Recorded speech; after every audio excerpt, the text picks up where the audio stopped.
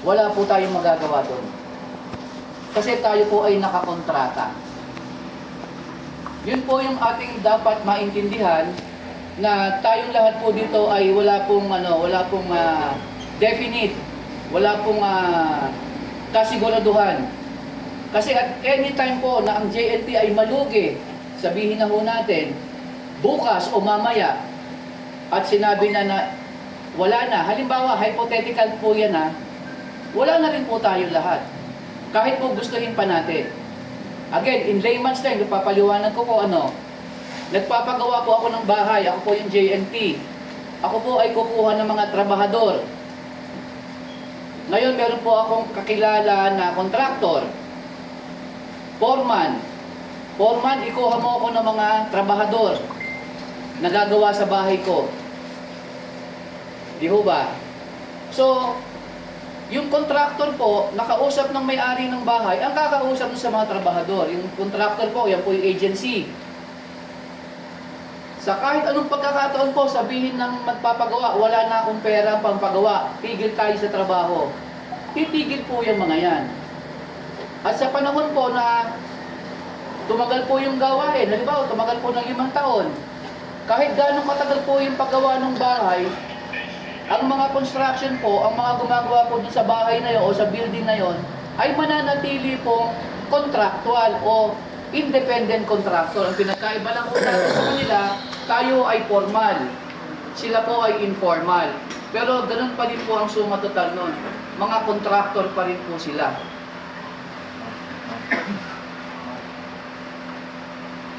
Meron po bang hindi na maliwanag sa paliwanag ko? Dapat po nating intindihin yun. Una, hindi po sapat para mabigyan po tayo ng hinihingi po natin. Ang magbibigay po sa atin yan, sir, yung atin pong kliyente. Kasi again po, 4% lang po tayo. At wala pong employee-employee relationship between the agency at saka po yung mga workers.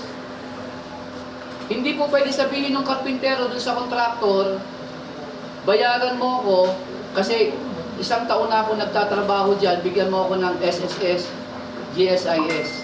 Hindi po natin pwedeng sabihin yun kasi nga po, in a way, independent contractor po yun. Manggagawa po tayo. Okay po?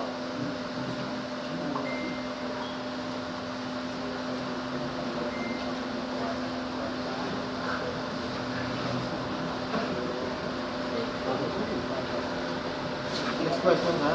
Apo. So maliwanag na po tayo doon Huwag mong sasama ang loob ninyo kasi kami gusto rin namin yan. Kasi gusto namin kayong ikip. Gusto namin kayong kumbaga mag-stay.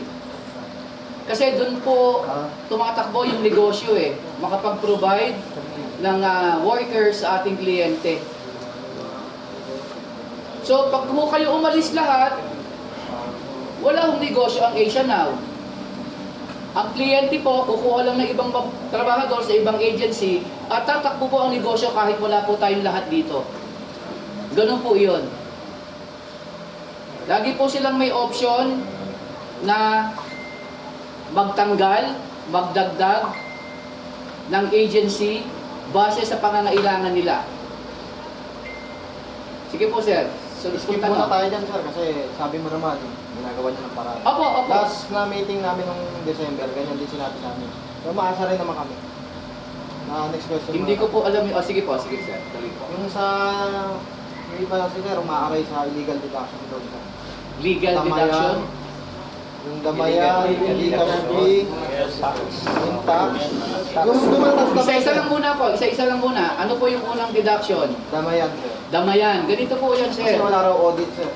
Kailangan, gusto nilang makita rin, sir, kung saan napupunta yung nakaltas. Okay. Meron po meron po tayo na siguro isesend mo sa GC ninyo lahat ng mga communication nyo sa sakay. Kasi sir, meron tayong kasamahan na hospital, hindi nila na-cover, sir Okay, ganito po yan. Meron pong qualifier. Ang isang miyembro po, magka-qualify lamang sa mga benepisyo kapag siya ay nakatatlong buwan na ng hulog. Kung siya po ay madidisgrasya, wag sana naman. No? Okay, wait lang po. Kayo mo ba lahat ay pumirma ng application form ng sakay? Kasi baka wala ko siya sa master list. Kami ho ay nagbigay, I think 2 months ago, ng pagkakataon para sa lahat na mag-accomplish. So, just to let you know po, pwede niyo pong tanungin si Sir Nat para ho ibigay yung master list, master file, kung kayo ay kasama dun. Kasi pag marami po kasi, ganito po yan. Kapag ang isa pong miyembro ng sakay ay hindi nakapaghulog ng 1 buwan, meaning to say, 2 beses, na contribution, automatic po yan, nawawala po yan sa active list. Pwede yung halimbawa, nagbakasyon o nag-leave, o halimbawa, nasuspend, etc. at hindi nagkaroon ng hulog ng 2 sunod. Mawawala po kayo doon sa listahan. Kaya importante po na mag-inform po kayo pag hindi po kayo makakahulog o hindi wala kayong pasok ng 2 sunod na cut-off. Paano yan, sir? Hindi siya nakapasok kasi nga, sir, na-hospital. Hindi ho, prior ho doon sa inyong prior ho doon sa inyong pagkaka-hospital o prior doon sa inyong pagkaka-aksidente. Ganun po yun. Pero ganito ho yan. Pwede ho natin yung i-contest. Kailan ho ba na-aksidente, nagkasakit? Ano yung buwan? Wala kasi dito, sir. Rest day daw eh. Anyway, kahit wala siya dito, asikasuhin ho natin yan. Kapalo ko siya. Oo, kasi entitled po tayo doon sa benepisyo. No? Ipaglalaban mo natin kung talaga mo yan ay lehitimong miyembro na nakatada na po siya ng 3 buwan na hulog, hindi mo po pwede na hindi mo siya mabigyan for as long as na kompleto ho yung requirements niya. Yes, sir. Yung isang option kasi na mga kasama natin ito, kung pwede mag-back out dun sa insurance yun, magsasarili ka ng insurance. Okay. Kasama ho kasi yan sa pinirmahan ninyong kontrata. Wala ho kayong choice kasi ho, parte ho yan ng parte ho yan ng kontrata na inyong pinirmahan. Pero ganoon pa man, huwag ho kayo mag-alala. Ang Asia Now ho ay ililipat na ng kumpanya. Ang magiging pangalan na ho ng Asia Now ay Better Edge Solution.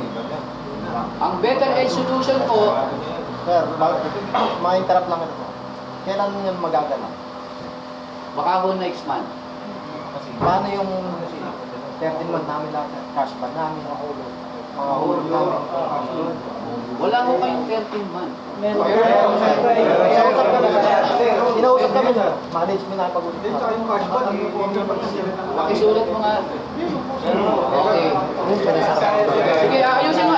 Wag mo muna kayo Oo, kayo magano kasi wala sa sir na. Sige ho, aalamin ko ho yung 13 month na sinasabi ninyo. Ililipat lang ho ng pangalan, hindi ho papalitan. Kasi kayo pa rin naman ho eh. Okay, sir, kasi mangyayari yan, sir, pagka pagka hindi nakakuha, wala kami nakakabulin yan. Kasi iba na yung pangalan eh. Hindi ho, wait. Kahit saan batas sir. Huwag niyo hong pangunahan. Hindi pa ho nangyayari eh. Kaya nga sinasabi ko sa inyo, Marami na kasi nangyari, sir. Na-trauma na yung mga kaya ano nga gusto natin gawin? Hindi, yun nga, yun yung sa akin. Kaya nga pinapaliwanag ko sa inyo eh. Di ba? Hindi ko naman sinabing hindi ibibigay sa inyo eh. Kasi kung may usapan kayo before, which wala ako noon, aalamin ko ho yan. Huwag muna kayo mag-react, relax. Kasi kung yan, taon-taon binibigay sa inyo, walang dahilan para hindi ibigay sa inyo ngayon yan. Ang sinasabi kong papalitan ng pangalan, para nga yung sakay na yan mawala. Ngayon, ayaw nyo naman yon kasi baka hindi kayo gano'n, kasi baka ganito. Hintayin nyo muna. Clarification lang. Di ba? Kaya nga pinapaliwanag ko sa inyo. Di na sabi nyo agad, dati na rin ganyan. Ano ba yung dati? Ano yung pinangahawakan nyo nung dati? Meron ba? Di ba? Kaya nga nandito tayo ngayon para liwanagin yan. Kasi nirereklamo nyo yung sakay. Ngayon, sabi ko sa inyo, para nga ginawa nga ng kumpanya, para mawala nga yung sakay, na burden sa inyo, na kung tutuusin, ang mga namatay na miyembro po ay nakakuha ng 200,000. Kailangan mo nang mamatay para makakuha. Po? Kailangan mo nang mamatay bago makakuha. Sir, life insurance po kasi yun, sir eh. Pagkasabi mo na kailangan eh. Hindi tayo.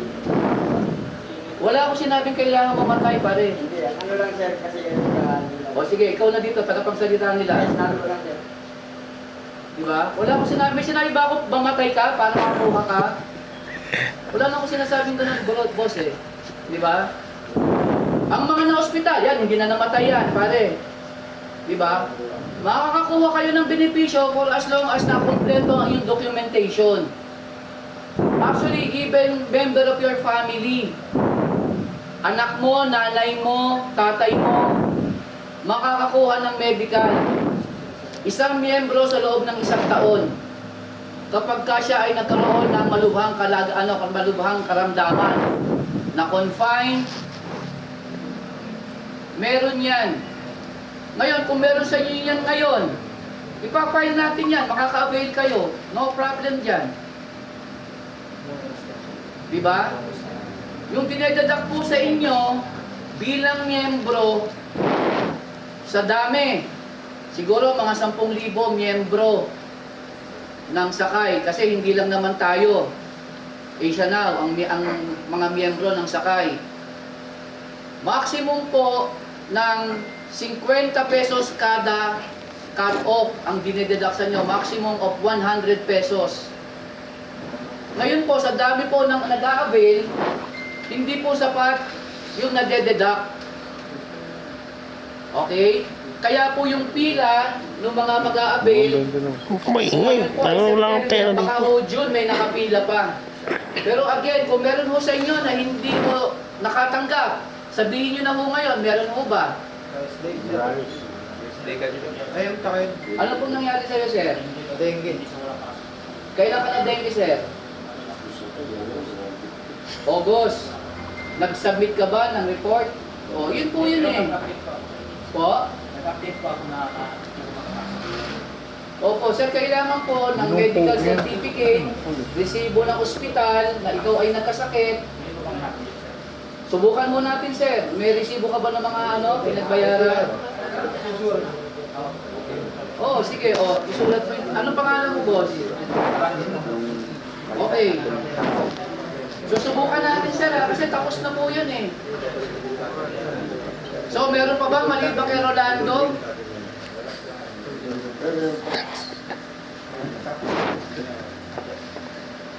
Ganun lang po yan.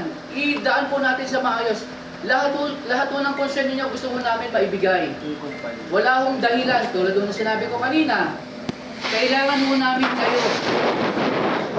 Kailangan namin kayong alagaan, kailangan namin kayong protektahan. Kasi pag umalis kayo, wala na kaming negosyo.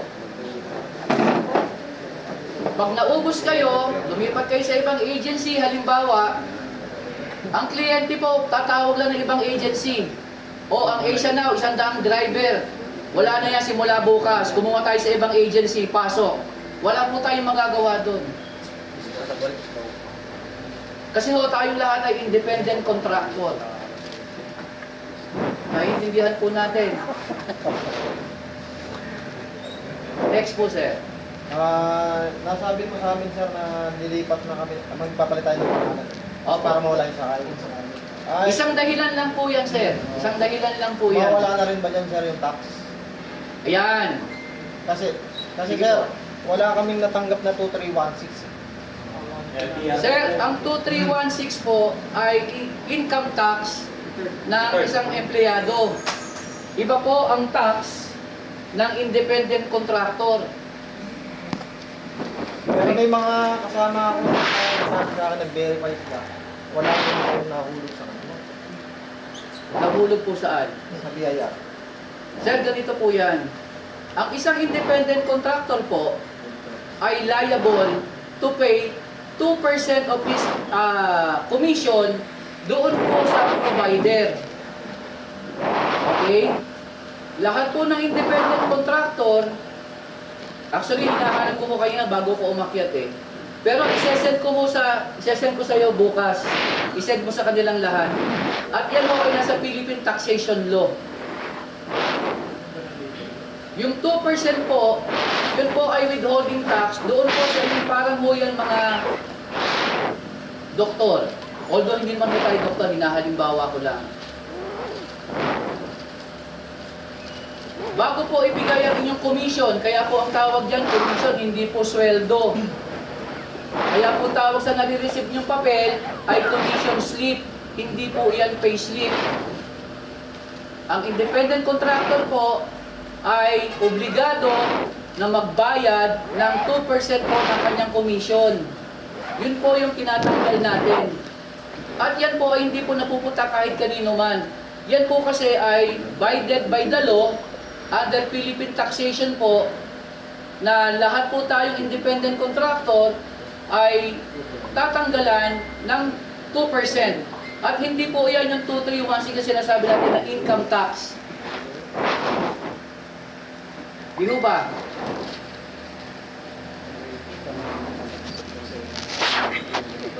So, saan napupunta na ba yun? Sa gobyerno po napupunta yan. Hindi po napupunta sa bulsa ng kung sino man yan. Kasi kung meron po, yes sir, Pagka sa government yun, dapat may record pa rin sa system. meron po. Walang lumilitaw, sir. Saan po kayo nag-search sir? Sa BIR mismo, sir. Ano po sinurch sa BIR? Pangalan nila, saka yung pangalan ng... Ay, hindi mo lalabas yung pangalan ng nyo doon. agency, sir. Ang lalabas po kasi doon, tax po yan ng independent contractor ng Asia Now. Wala rin, sir. Pakita niyo po sa akin sir, dadalhin mo natin sa Paano finance. po yung tao na... Sige mo, sir. Sige po sir. O, i-ano mo yung 2% daw ibibigay ni sir sa atin na yung sinerch niya na ano. Pero ipo-forward po namin sa inyo yung sinasabi sa yung nasa taxation po ng Philippine law. Hindi po kami gagawa o hindi po gagawa ang kumpanya ng kahit anong kabawasan sa inyong commission na alam naman po namin na bawal. Hindi po iyan bawal. Actually, yan po ay pagsunod sa batas. Ngayon, kung mali man ho ako doon, isesend ho namin sa inyo bukas yung sinasabi ko hong batas ng taxation. At kung meron mong hindi sasang-ayon doon, you can call me anytime. Okay po ba yun? So, sa... Ano pangalan ng bago, sir? Better? Better Edge po. Wala na rin yan doon, sir. Wala na rin yan doon. Independent contractor pa rin naman po tayo eh. Andun pa rin po yan. Ang mababawas lang po dyan, sir, yung magkakaroon po tayo ng ibang kooperatiba. Pero hindi na po ganyan yung deduction. Sir, yung bago di ba sabi yung ikataw sa sakay, tatanggalin yung sakay. Ano na yung Okay. sinabi siya Okay. Ano gulo? Ang sakay po, Ano gulo mo? ang insurance po, kung alam niyo po yung rule ng insurance, habang kayo po ay miyembro ng isang insurance company, at kayo po ay hindi nakapag-avail, ibig sabihin hindi po kayo na aksidente, hindi po kayo namatay, magpasalamat po tayo doon. Pero syempre po, hindi naman ho yan parang alkansya na mag-iipon ako ng pera para pag ako ay nadisgrasya, may kukuhanin ako, pero pag hindi ako nadisgrasya, kukunin ko rin yung pera. Hindi po ganun yung prinsipyo ng sir. Habang sa period po na tayo ay miyembro ng sakay ng life insurance, tayo po ay covered ng mga benepisyo. Pero sa panahon na tayo po ay magkakat na, di ho ba? Wala na rin po yun.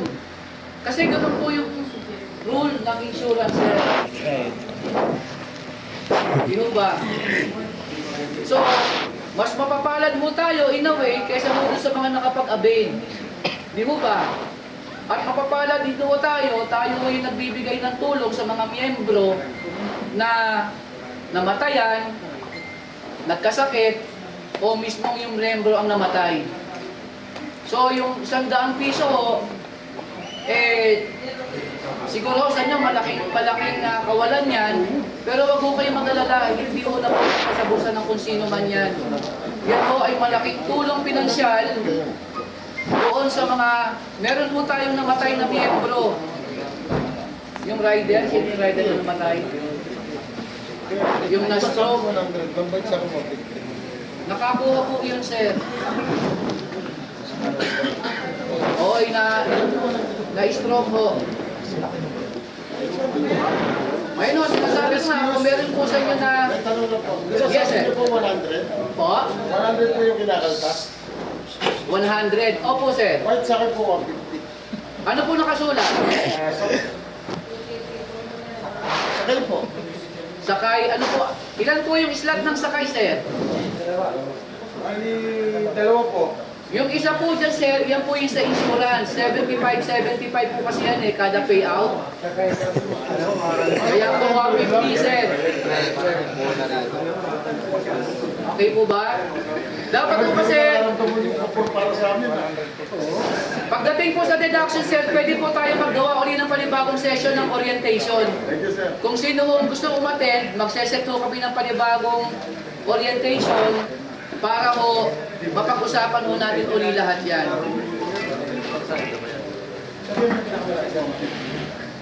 Yung 150 po sir kasi, yung sa insurance po talaga sir, 75 po yan. Tapos yung yung doon po sa kooperatiba, sa Damayan, yan po yung 100. Opo. Sige, sir, eh. Medyo, ano eh. Sige sir, kung meron man o mga halimbawa po, kasi baka ako may babiyahin pa eh. Sir, excuse, yung sa damayan po, para sa naman po. Oh. Yan po halimbawa, may namatay, may na-aksidente. Sir, yun nga yun, sinabi ko kanina, hinahanap nila yung audit. Kung saan pupunta, sino ba yung namatay? Meron po yan sa payout slip ninyo na mga pangalan. May lumalabas ng mga Malabas? pangalan. Wala ba? Tarderness. Ha? Date niya. Pero siya nakikigay. Nandito na lang mo, sir. Isesend na lang. Okay lang mo ba sa inyo? Isesend na lang mo lagi ni Daniel yung mga pangalan mo na nagtabil. Ganun ako, sir. Opo. Sa OT na yan.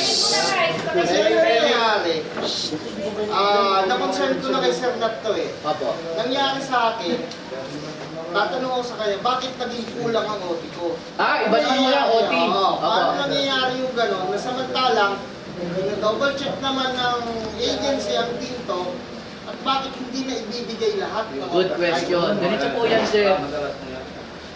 Kapag ho kayo nag-OT, siguraduhin nyo, within the cut-off period, ma-approve ho ng supervisor yung OT ninyo. Yes, sir. Okay. Within the cut-off period, sir, ha? Oo. Halimbawa ho, ang cut-off natin ay hanggang 15 ng September. Dapat to, bago mag-adis sa ish, yung OT nyo ng AGIS, dapat to approve. Okay ho yun. Kasi ho, pag hindi ho na-approve yan, maglalabas ho niya, magiging dispute na ho yan. Ang nangyari ko kasi, katulad yan, kasi ako nangungulit din ako kay Mama Eileen na, ma'am, pahabol. Kasi nga, yung Panggabigat. within 1 to 15 year, kailangan i-forward namin sa agency yun. Correct po. Okay. Opo. So sa halimbawa, ang overtime is 52. Ang nangyari lang kasi, ang nabayaran sa akin 39. Okay. Sana kung kayo labing dalawa na kulang kasi kasama. Approve. Approve lahat, ma'am. Approve lahat. Ano? Yun, na-concern ko na kay Sir. Kailan po nangyari yan, sir? Itong cut-off na to. Okay, ganito po yan. Okay. Okay. Sir, bakit nangyayari yan? Samantalang may tintok naman na binabangga si Sir Nat at yung agency, at the same time, yung JNT na ina-approve naman, hinahabol dun sa cut. Bakit ganun pa yung nangyayari? Ganito po yan, sir. Yung TikTok po ay system. Electronic lang po yan. May mga pagkakataon po na nawawala po yung data ng TikTok.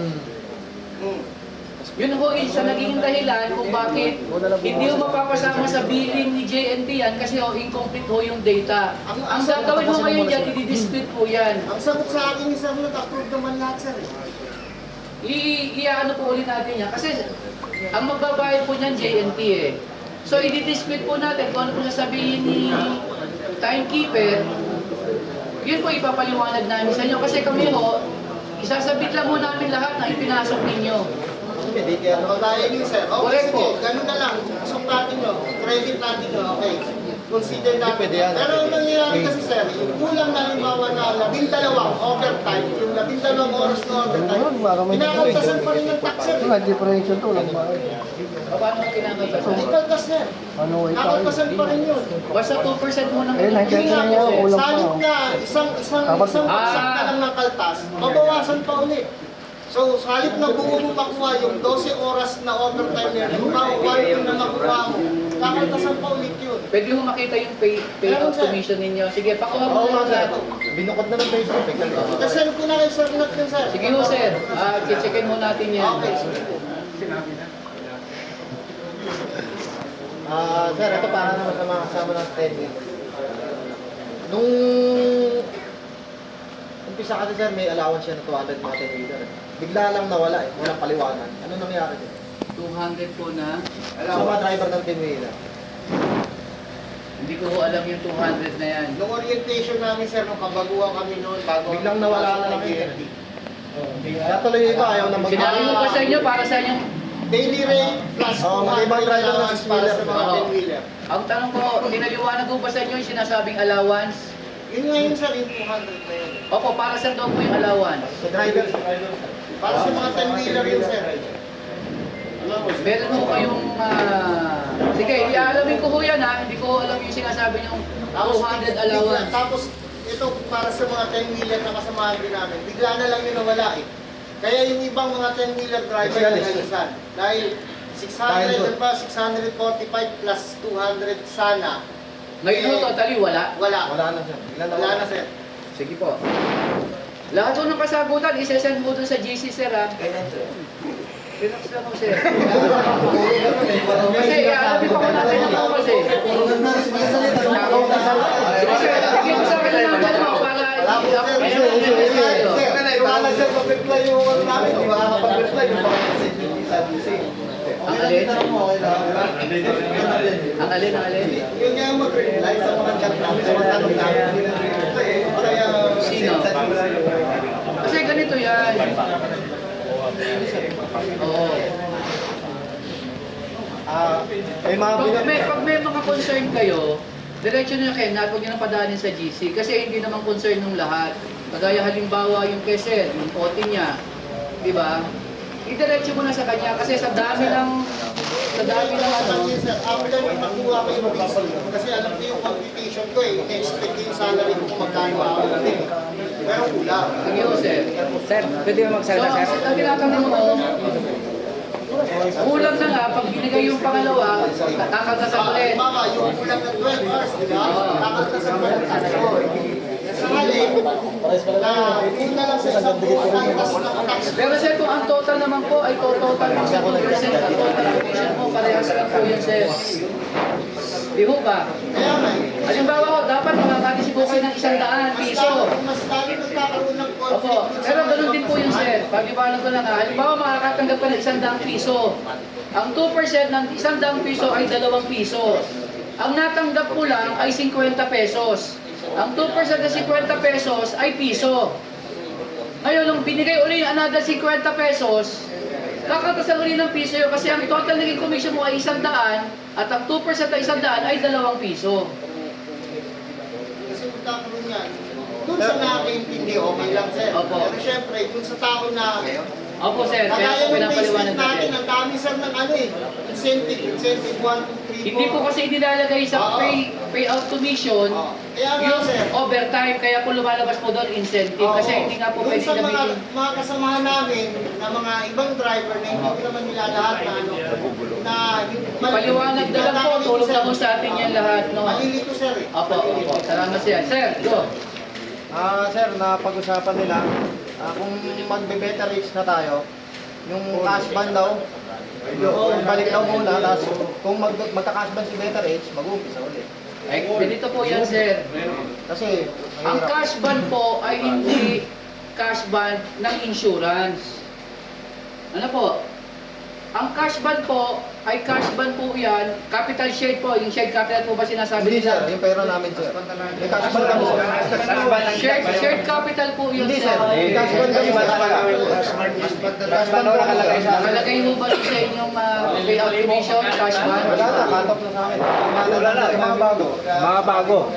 Oh, wait lang. Sagutin niyo muna yung tanong ko. Ano ho nakalagay sa payout commission, sir? Hindi sa bago. Hindi kasi, asan o? Patingin niya. Yung bago. Yung may bago Bago dito. na kasi may cut-off yun eh. Tapos nakalagay sa akin. Tapos na. Yung mga bago po. Yung mga bago po. Bago yun. Ang pagkakaalam po kasi ano po yung shared capital. Ang shared capital mo, pera nyo yan. Tama ho ba yun? Okay, wait lang po.